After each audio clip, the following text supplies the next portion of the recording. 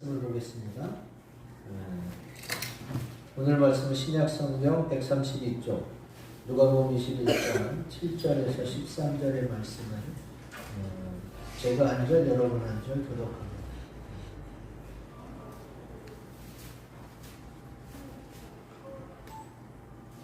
누가복음 21장 7절에서 13절 말씀 교독하도록 합니다. 그들이 물어 이르되 선생님이여 그러면 어느 때에 이런 일이 있겠사오며 이런 일이 일어나려 할 때에 무슨 징조가 있사오리이까.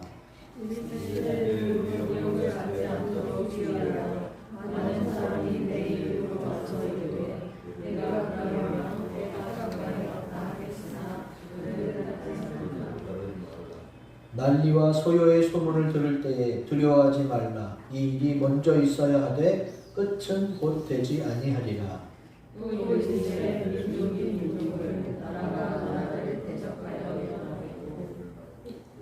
곳곳에 큰 지진과 기근과 전염병이 있겠고 또 무서운 일과 하늘로부터 큰 징조들이 있으리라.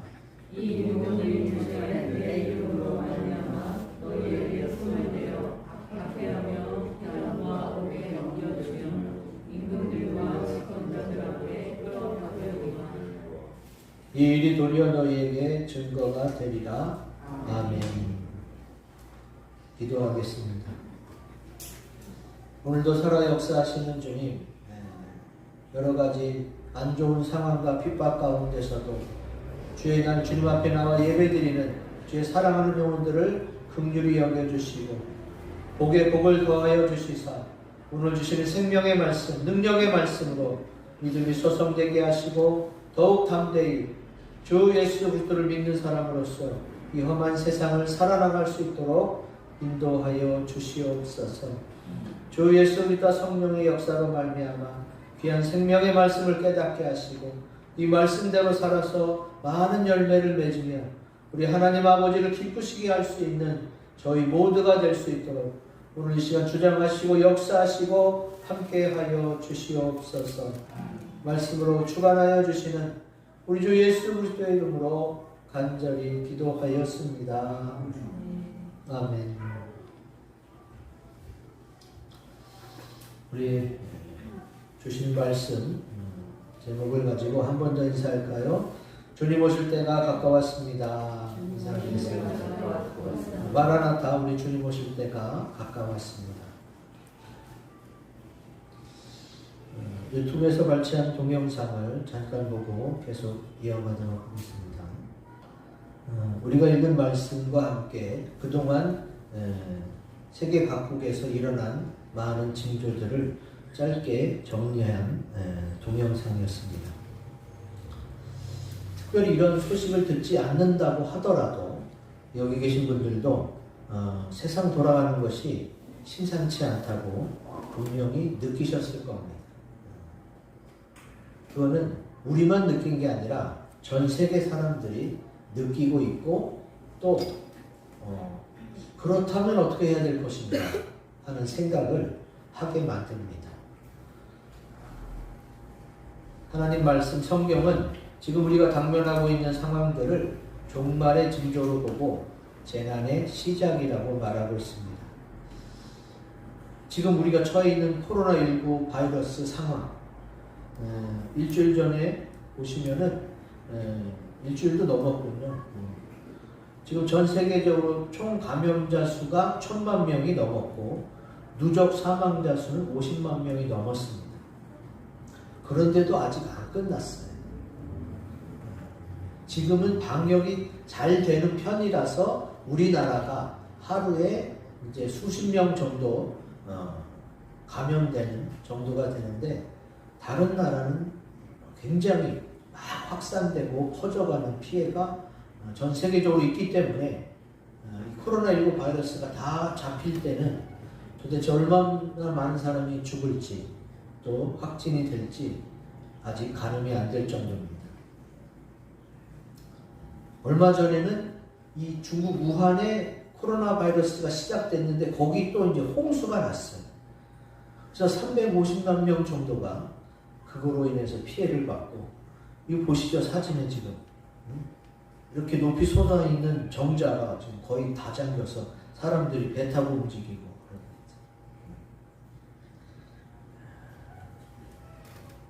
거죠. 그리고 또 뉴스에서 보셨는지 모르겠지만 케냐등 13개 나라에 메뚜기 떼가 뒤덮여가지고 엄청난. 자, 메뚜기가 왜 무서우냐? 메뚜기를 1대1로 싸우면 우리가 질 리가 없죠. 이 떼가 무서워. 다 먹어치워서 날아가. 우리가 볼 때는 메뚜기 잠깐 날았다가 금방 내려앉을 것 같은데 이 슈퍼 메뚜기예요. 공중을 계속 날아다닐 수가 있어요. 이들이 지나간 곳은 나만 아는 게 없습니다. 풀만 먹는 게 아니에요. 나무 껍질도 먹기 때문에 거진 산천초목이 피폐화된다고 보시면 돼요. 애굽에 재앙이 내릴 때 메뚜기 때 재앙이 있었죠. 이거는 이제 세계 이야기고 지금 우리 교회랑 직접적으로 연결된 게 우리가 몇 주 전부터 금식하며 헌금 모아서 필리핀 세부 카나스 교회 보냈거든요. 근데 거기 선교사님이 저한테 보낸 카톡이에요. 자, 지금 필리핀에서도 세부가 굉장히 심합니다. 근데 그 중에서도 과달루페 지역, 그 카나스 교회가 있는 그 지역이 아주 심각합니다. 그래서 필리핀은 지금 진단 키트조차도 없어요. 그게 비싸요. 우리는 정부에서 거진 다 지원해주고 병원 치료비도 뭐 몇천 원만 내면 되지만 거기는 그냥 코로나에 걸리면 죽는다고 보시면 돼요. 지금 의료진들이 나와서 막는 게 아니라 군인들이 나와서 사람을 못 다니게 하는 거예요. 그렇게밖에 할 수가 없어요. 의료 장비도 부족하고 또 곳곳에 너무 코로나 바이러스가 번질 만한 안 좋은 환경을 갖고 있기 때문에 군인들이 나서서 지금 통제밖에 못합니다. 아, 뭐 그렇구나. 필리핀도 그렇게 했구나라고 할 수 있는데 더 무서운 거는 저 사진, 저 7월 1일자로 나온 뉴스인데요. 너무 배고프니까. 여러분, 군인들이 못 나가게 하고 생필품을 못 사요. 가뜩이나 돈도 없는데 나가서 사지도 못하니까 어떻게 해요? 코로나보다 굶어 죽는 애가 더 많아요. 자기 아기를 너무 배가 고파서 죽은 아이였겠죠. 먹었다는 뉴스가 나왔어. 이미 성경에 있습니다. 전염병이 왜 무서우냐? 전염병은 기근을 불러와요. 지금 보세요. 다 막고 방역하고 못 퍼지게 하니까 어떻게 해요? 먹고 살기가 힘들어집니다. 열왕기하에 이미 기근으로 인해서 자기 아들을 삶아먹는 게 이미 나옵니다. 요즘만 그런 게 아니라 옛날에도 기근과 지진이 있을 때 이런 일이 있었던 거예요. 지금 다 굶어 죽게 됐으니 오늘은 네 아들을 삶아먹고 그 다음에 내 아들을 삶아먹자. 그래놓고 자기 아들은 숨기고. 왜? 어느 부모가 자기 아들을 먹고 싶겠어요? 이게 남의 나라라서 실감이 안 올 수는 있지만 성경에는 이 내용이 있고, 그리고 지금 이제 시작이니까 언제 우리나라가 이렇게 될지 모르는.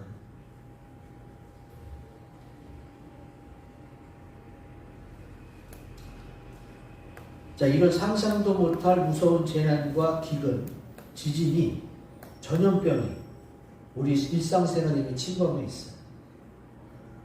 그 더 힘든 건 우리를 낙담하게 만드는 게 이것이 끝이 아니에요. 이제 코로나만 끝나면 막 살맛이 날 것 같은데 이게 끝이 아니고 이게 재난의 시작이라는 거예요. 그나마 우리 한국은 교회가 많고 믿는 자가 기도해서 주님이 이렇게 지켜주는 줄로 믿습니다. 중국은요, 무슨 일만 터지면 중국이야, 요새.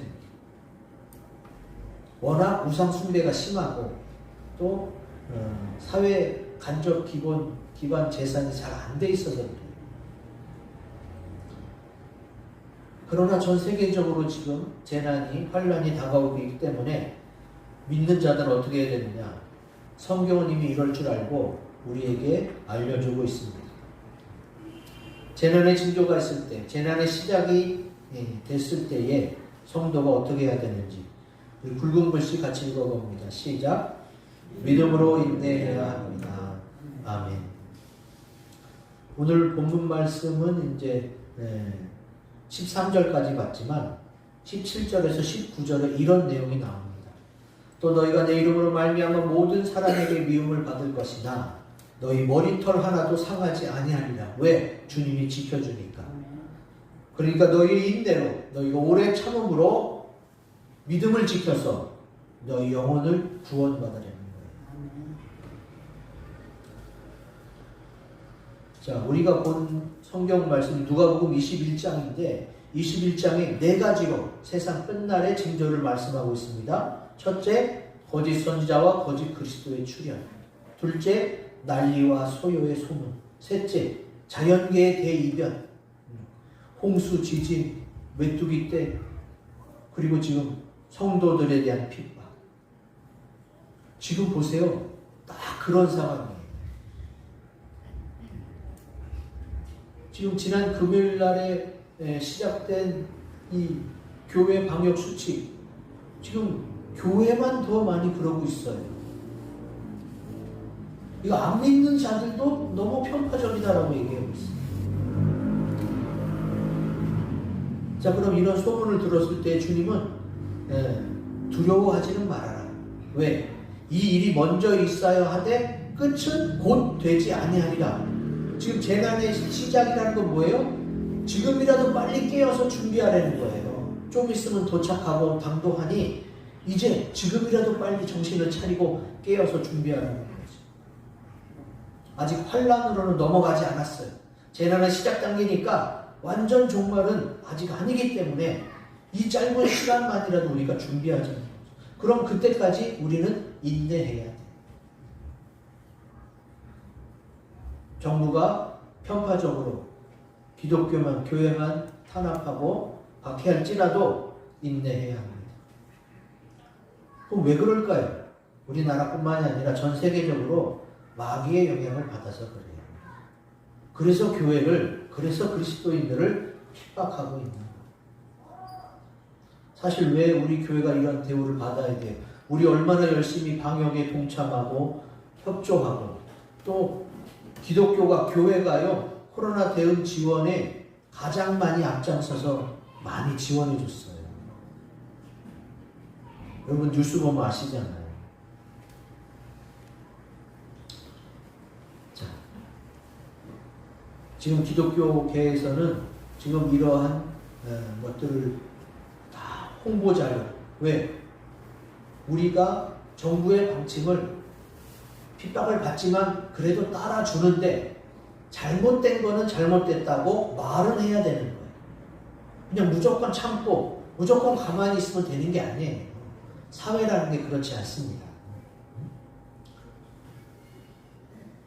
100번 양보해서 우리가 너희가 말한 대로 그렇다 치자.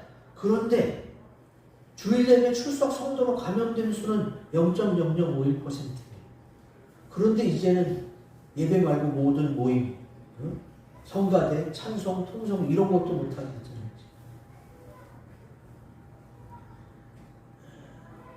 (8만 4천 개) 한국교회 중 확진자가 발생한 것은 22교회 0.02%예요.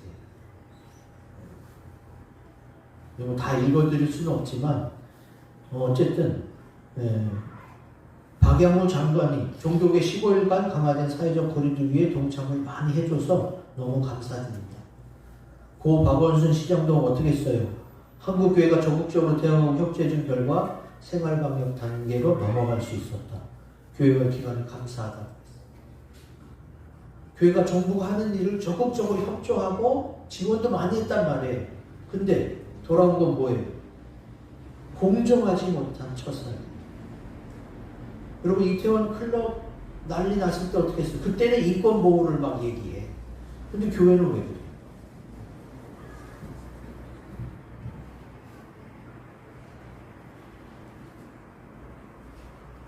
교회가 바보 같아서 그렇습니까? 그건 아니죠. 그 배후에 사탄, 마귀가 있는 거예요. 이런 공정치 못한 대우를 받는다 할지라도 우리는 어떻게 해요? 우선은 인내해야 돼.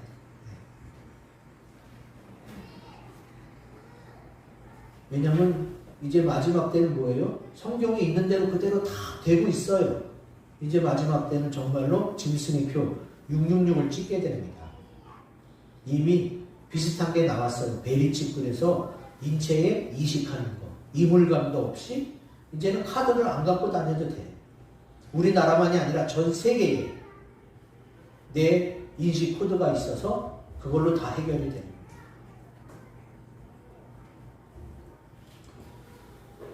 감염내과 엄중식 교수님도 교회만 적용돼서는 안 된다. 만약에 정말로 교회가 모든 것의 근원이고 발원지라면 그러면 우리도 인정하겠어요. 그런 것도 아니고 극히 소수인데 왜 교회만 타겟이 되느냐. 우리가 바보 같아서 가만히 있는 게 아니라 성경에 나와 있으니까 이미 주님이 알려주셨으니까 아 그래 따라는 주되 인내하면서 따라는 주되 잘못된 거는 잘못됐다고 얘기할 수 있어야 됩니다. 우리 주님이 그렇게 고난 받으신 것처럼 너희도 그렇게 될 것이다 라고 이미 알려주셨어요. 너희가 내 이름으로 말미암아 모든 사람에게 미움을 받을 것이다. 그러나 내가 너 머리털 하나도 상하지 않게 지켜줄 거다 라고 약속하고 계시니까 이제 우리는 어떻게 해야 돼요? 인내하면서 잘 참아서 꼭 믿음으로 구원받으라고 하십니다. 때문에 이러한 부당한 처사도 우리는 인내해야 될 줄로 믿습니다. 인내해서 믿음으로 이기시기 바랍니다. 아멘. 두 번째, 재난의 징조가 있을 때 성도해야 할 일은 굵은 것을 읽어봅니다. 시작. 믿음을 성장시켜야 합니다. 아멘. 22절, 23절에 이 날은 징벌의 날이라 이거예요. 징벌의 날에는 아이벤 자들과 젖먹이는 자들에게 화가 있다고 말씀하고 있어요. 그러면 우리 교회 우리 정권차님도 지금 이번 달이 산달인데 아이벤 자들은 무슨 화가 있어? 무슨 젖먹이는 자, 애가 어리면 빨리 도망 못 가서 그럴까? 빨리 도망가지 못하고 애를 돌보느라고 뭐 어떤 불편함이 있어서 그런 게 아니에요. 이 아이벤 자들, 젖먹이는 자들은 아직 믿음이 어린 미성숙한 자들을 말해요. 믿음이 아직 어리기 때문에 믿음의 뿌리가 깊이 박혀있지 않기 때문에 어떻게 해요? 환난이 오면 믿음을 저버려요. 자, 지금 믿음이 약한 사람은 코로나 때문에 온라인 예배 드리라고 그러고 이러니까 어떻게 해요? 그때부터 벌써 교회 안 나와. 온라인 예배 드리겠다고 해놓고 정말 드리는 건지 확인이 어렵잖아요. 우리가 매주 온라인 예배 준비를 합니다. 근데 우리 교회 안 나온 수만큼 온라인 예배 들어와 있지 않아요. 그 예배에 참석을 거의 못한다는 얘기죠. 믿음이 있는 사람조차도, 믿음이 좋은 사람조차도 온라인 예배는 집중하기가 어렵습니다.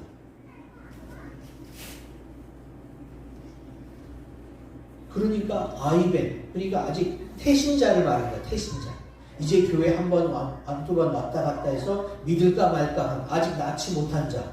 그리고 젖먹이는 자는 뭐예요? 이제 낳았지만 믿음이 어려서 젖을 먹어야 계속 칭찬해주고 위로해주고 돌봐줘야만 교회에 나오는 그런 믿음이 어린 자들을 말합니다. 이런 자들은 어떻게 해요? 화를 당할 수밖에 없어요. 왜 화를 당해요? 믿음을 저버리기가 쉽고 결국은 주님을 택하지 않고 아유 세상에서 그러는데 어떻게 해요? 벌써 오늘도 벌써 인원이 줄었잖아. 왜? 벌금 300만 원 때문에 또 무서운 거예요. 아니 뭐 교회도 잘한다고 그러고 나도 잘한다고 하지만 그 여러 가지 방역 수칙 중에 하나 잘못해서 벌금 때리면 어떡하겠어? 억울해도 내릴 수밖에 없잖아. 그러면 그런 불똥이 자기한테 튈까봐 아유 믿음이 없는 사람은 안 나오게 되고 부모나 자녀들이 나가지 말라고 그러는 거예요. 여러분, 그런 것들을 이겨내는 게 믿음이에요. 다른 걸로 이겨내는 게 아니에요. 목사님이 또 목장장님이 믿음의 앞선 자가 아무리 확신을 주고 믿음을 줘도 본인이 못 믿겠으면 이게 안 되는 거예요. 누가복음에 나와 있잖아요. 누가복음 8장 13절 같이 읽습니다. 시작. 바위 위에 있다는 것은 말씀을 들을 때에 기쁨으로 받으나 뿌리가 없어 잠깐 믿다가 시련을 당할 때에 배반하는 자요.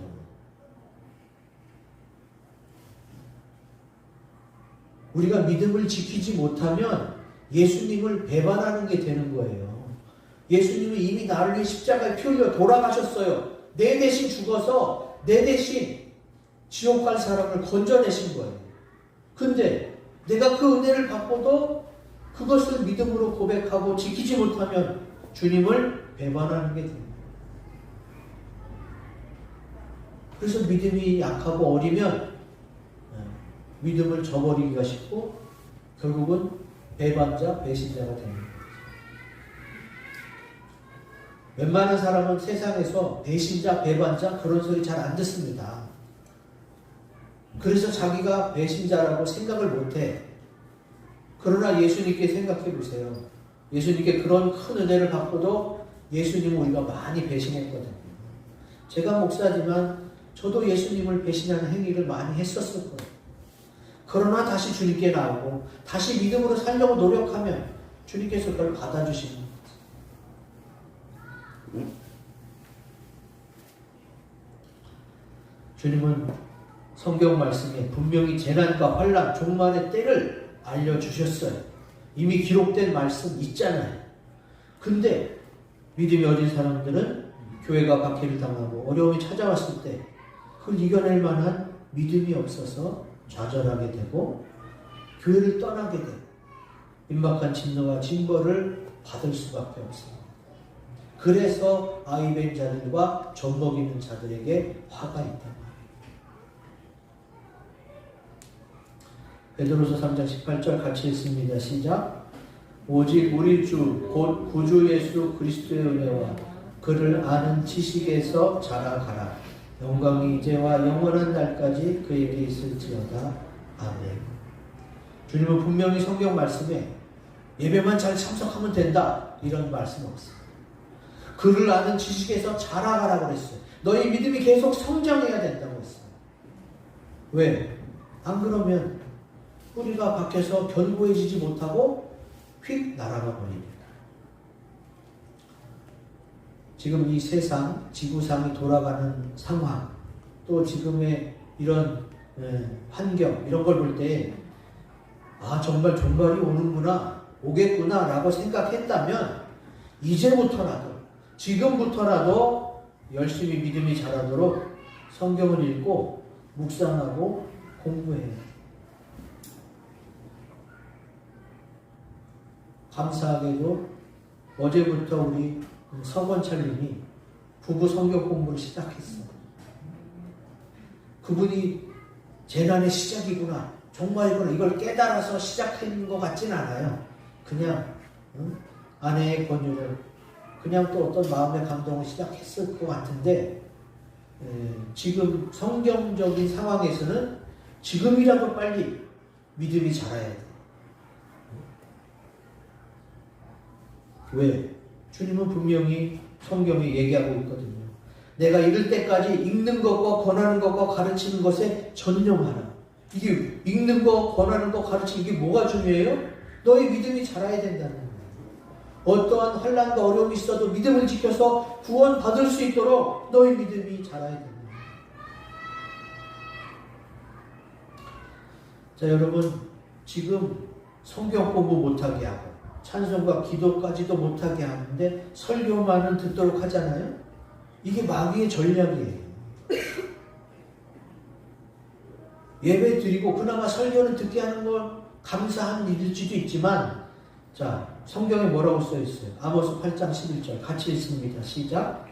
주 여호와의 말씀이니라. 보라, 날이 이를지라 내가 기근을 땅에 보내리니 양식이 없어 주림이 아니며 물이 없어 바람이 아니요 여호와의 말씀을 듣지 못한 기갈이라. 그러니까 설교는 많이 들어요. 기독교 방송, 인터넷, 유튜브에 보면 쏟아져요. 근데 정작 하나님의 뜻에 맞게 하나님의 말씀을 전하는 설교가 많이 약화됐다는 거예요. 마귀가 그걸 알아요.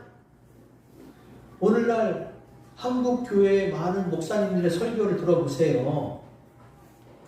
재림에 대해서, 종말에 대해서 얼마나 설교하나.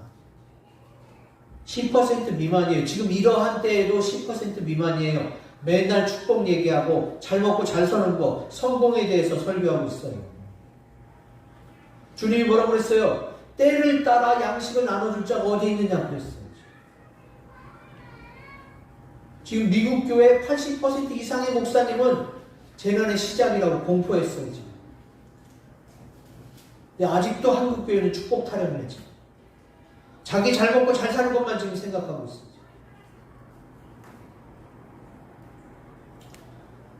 자, 설교는요, 학교 수업 같은 거예요. 애들이 학교 수업만 해갖고 지금, 좋은 성적을 낼 수 있어요? 절대 안 됩니다.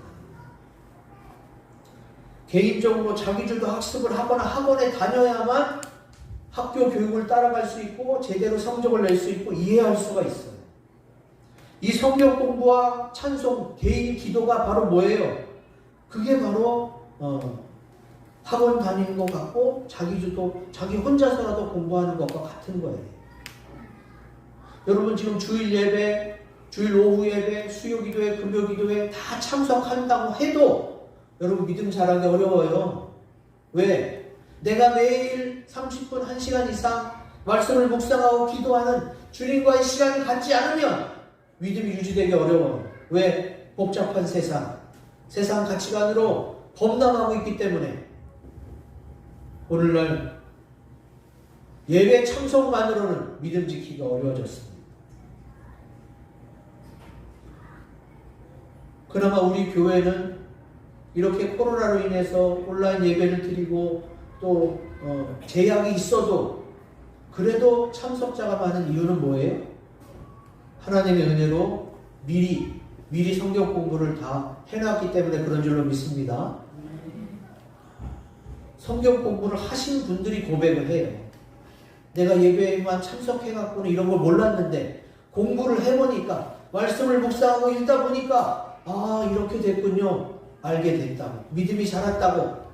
그리고 주님을 체험하게 됐다고 고백하고 있어요.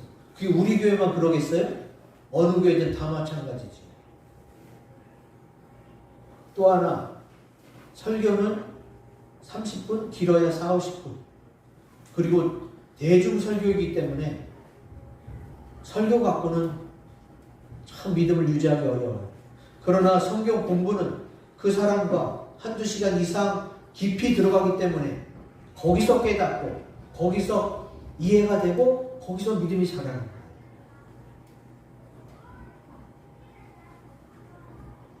정부가 그래도 정규 예배를 건들지 않았다고 지금 좋아할 일이 아니에요.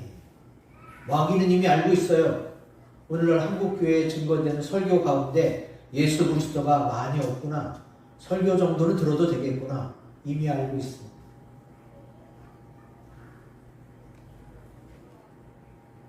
주일 설교만으로 믿음이 잘 지켜지고 성장했다면 오늘날 온라인 예배로 시작되면서 왜 성도들의 수가 급감하겠습니까? 절대 그러지 않죠. 정규 예배를 통해서 믿음이 엄청 자랐다면 급감하지 않죠. 그러나 엄청나게 감소됐잖아요.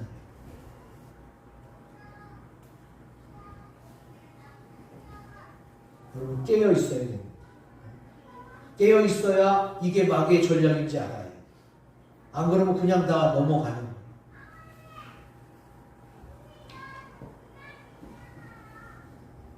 에베소서 4장 13절 같이 읽습니다. 시작. 우리가 다 하나님의 아들을 믿는 것과 하는 일에 하나가 되어 온전한 사람을 이루어 그리스도의 장성한 분량이 충만한 데까지 이르리니. 아멘. 주님은 너희가 믿음이 성장하는데 어디까지? 그리스도의 장성한 분량이 충만한 데까지. 이루기를 원하면. 그러면 굉장히 많이 성장하길 원하시는 거예요. 왜? 하늘나라에서 많이 누리라고. 기쁨과 즐거움 속에 너의 인생을 살아가라고 주님이 그렇게 하시는 거예요. 그래서 성도는 믿음 성장을 위해서 죽을 힘을 다해 노력해야 돼요. 그래야 성도예요. 그냥 뭐 예수 믿으니까 천국은 가겠지 뭐. 여러분, 믿음이 없는 사람은 주일 예배와 결혼식과 거의 같아요. 잘 생각해 보세요. 결혼식 가야 돼. 근데 결혼식 순서에 참여하는 사람이 뭐 얼마나 있어? 대부분 다 밥 먹으러 가지. 얼굴 도장만 찍고. 그리고 싹 잊어버려. 주일 예배도 마찬가지예요. 여러분, 주일 예배 한번 예배 드리고 사람들 얼굴 받고 예배에 참석했다는 거 확인 도장 찍고 그리고 나서 물어봐요. 오늘 말씀이 뭐였습니까? 그럼 한참 생각해. 뭐였지? 40분, 50분 설교를 들어도 재밌었던 거, 관심 있던 거 짤막하게 생각나지 나머지 하나도 생각이 안 나. 결혼식장 가는 거랑 뭐가 틀려요? 주일 예배가 지금 그렇게 됐어요. 그러니 마귀가 주일 예배를 드리라고 하는 거지. 물론 믿음이 좋고 주일 예배를 간절히 사모하고 준비된 자는요, 그 30분에도 은혜를 받아요. 그러나 정규 예배만으로는 믿음이 자라고 성장하기가 어렵기 때문에 주님은 분명히 그를 아는 지식에서 자라가라. 그리스도의 장성한 분량이 충만한 데까지 이르러야 된다고 말씀하고 있는. 그래야만 주님 다시 오실 그때에 신랑 되신 예수님을 맞이할 수 있고 하나님이 예비하신 천국에 들어갈 수 있기 때문에 그렇습니다. 마지막 재난의 징조가 있을 때 성도해야 할 일은 우리 굵은 글 읽어봅니다. 시작. 예수님 앞에 서도록 기도하며 깨어 있어야 합니다. 아멘. 오늘 36절에 나와 있죠. 이러므로 너희는 장차 올 이 모든 일을 능히 피하고 인자 앞에 서도록 항상 기도하며 깨어 있으라 하시니라. 아멘. 여기 이 인자가 Son of Man, 사람의 아들이 예수님을 말하는 거예요. 예수님. 그러면 예수님 앞에 서 있다. 그런데 35절은 온 지구상에 거하는 모든 사람에게 임할 징벌의 날이지만 36절에는 이 모든 일을 능히 피하고라고 되어 있어요. 그러니까 하나님은 피할 길을 주신다는 거고 피하게 하신다는 거지. 재난이 닥쳐도 하나님 피하게 해주시고 살려주시는 은총 속에 들어갈 수 있도록 우리가 항상 깨어 기도해야 될 줄로 믿습니다. 재난이 있지만 피하게 해주신다는 거예요. 지켜주신다는 거예요. 이건 주님의 약속이니까 믿을 수 있죠. 그렇게 되려면 인자 앞에 서도록 항상 기도하고 깨어 있어야 됩니다. 마지막 때 다시 오시는 예수님, 내가 곧 다시 오리라, 속히 오리라 하신 그 예수님은 신랑 예수님입니다. 그 신랑 예수 앞에 서 있는 것은 신부된 교회예요. 교회. 교회는 이런 성전, 건물을 말하는 게 아니라 예수님을 믿는, 예수님을 신랑으로 믿는 나 자신이 바로 교회예요. 그래서 성령이 이 몸 안에, 내 성전에 임하실 수 있고, 그래서 예수님과 내가 한 몸이 하나가 될 수 있는 거예요. 그러면 항상 깨어 기도하는 신부가 되시기를 주의 이름으로 기원드립니다. 아멘. 자, 그럼 인자 앞에 선다는 것이 무엇이냐? 우리가 하나님 앞에 감히 설 수가 없겠죠. 나는 부족하지만 주님의 은혜와 사랑으로 설 수 있게 된다는 거예요. 주님의 은혜로 나의 죄를 용서받아서 종이 아니라, 주님은 주인이고 나는 종이 아니라 주님의 친구로서 그 앞에 선다는 걸 의미합니다. 여러분, 종은요, 주인 앞에 조아리고 엎드려 있어야지 주인과 똑같이 서 있지 못해요. 그러면 종이 아니죠.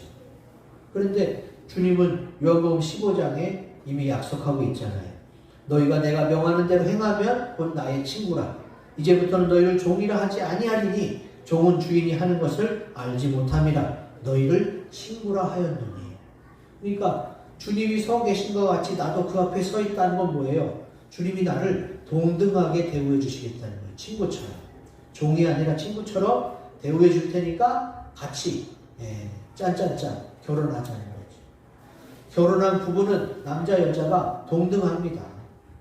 결혼하면서 남자는 위에 여자는 밑에 이렇게 상하 구조가 되는 게 아니라 아내와 남편이 동등합니다. 하나님이 처음부터 동등하게 만드셨어요. 그래서 인자 앞에 설 수 있는 거예요.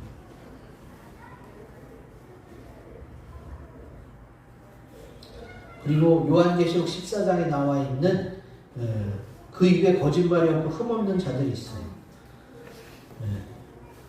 이 사람들은 여자와 더불어 더럽히지 아니하고 순결한 자, 어린 양이 어디로 인도하지니 따라가는 자며 사람 가운데서 속량함을 받아 처음 익은 열매로 하나님과 어린 양에 속한 자들이니.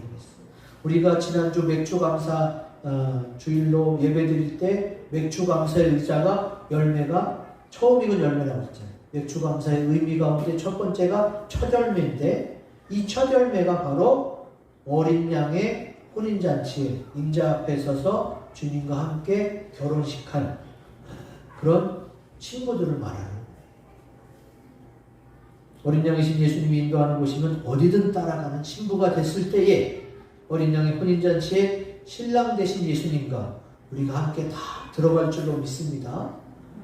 그러면 준비해야 되는 거예요. 항상 기도하며 깨어 있어야 주의 신부가 될 수 있는 거지. 아유 뭐 그냥 그래도 주일 예배만 드리면 뭐가 어떻게 되겠지. 여러분 한 가지 확실하게 말씀드릴 수 있는 건 주일 예배만 드리는 사람으로서는 주님 오실 때 살아서 올라가는 그런 믿음은 가지기 어렵습니다. 마귀도 알고 벌써 정규 예배는 건들지 않잖아요. 생각해 보세요. 내가 수십 년간 예수를 믿었고 교회를 다녔어. 근데 정규 예배만 참석했어. 주일 오전 예배 딱 한 번만 참석한 믿음으로 성경 공부한 사람의 믿음을 따라갈 수 있겠어요? 성경 공부를 한다 하더라도 주님 오실 때 올라가지 못할 사람이 있어요. 왜? 신부된 믿음이 있어야 올라가는 거거든요. 분명히 주님이 다시 오셔서 살아 올라가는 역사가 있을 그때에 모든 자가 다 그렇게 되진 않아요.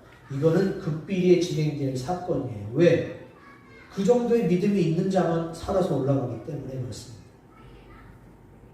그럼 하나님은 누구는 데려가고 누구는 안 데려가고 하나님은 다 알려줬어. 누구는 열심히 해서 올라와라 이거예요. 누구만 특별히 데려가겠다가 아니라 준비되고 예비된 자, 신부된 자는 데려가겠다는 거예요. 그러면 내가 신부가 돼야 되는 거예요. 믿음이 자라야 되는 거예요. 그때까지 인내해야 되는 거예요.